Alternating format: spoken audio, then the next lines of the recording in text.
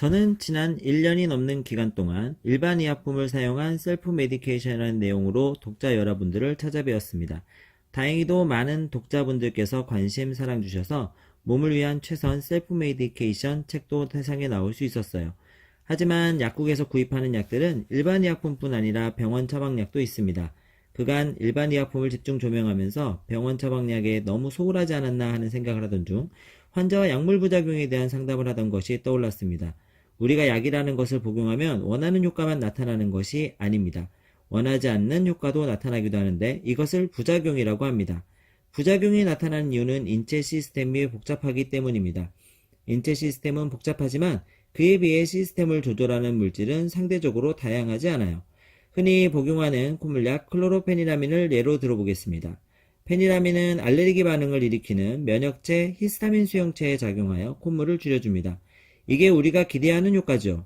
하지만 페니라민은 뇌에 있는 히스타민 수용체에도 작용하고 자율신경계에도 작용합니다. 이 때문에 콧물약을 먹으면 졸리고 입이 마르며 소변이 불편해지는 등의 증상들이 나타나는 것입니다. 이것은 부작용이라죠. 많은 사람들이 부작용을 나쁜 작용으로 잘못 생각하고 있습니다. 그것은 부작용이 대부분 몸에 불편함을 주는 경우가 많기 때문입니다. 하지만 발기부전 치료제 비아그라, 탈모 치료제 프로페시아, 로게인, 혈전 예방약 아스피린 프로텍트, 이러한 약들은 기대하지 않은 효과로 획기적인 치료제가 된 예들입니다. 부작용이 무조건 나쁜 것은 아니라는 것이에요. 어쨌든 제약회사에서는 부작용을 없애려고 애쓰고 있지만 그건 희망사항일 뿐입니다. 대한민국은 성인 하루 평균 3알씩 약을 복용할 정도로 약을 다량으로 소비하는 나라 중 하나입니다. 그만큼 부작용에 많이 노출되어 있을 텐데도 보고율은 아직 낮은 수준에 머물고 있죠. 그나마 다행스러운 것은 부작용 보고의 중요성을 병원, 약국에서 인식하면서 보고 사례가 늘고 있다는 것입니다. 하지만 소비자 보고율은 오히려 줄고 있다는 거기에 걱정스러운 기사도 있습니다.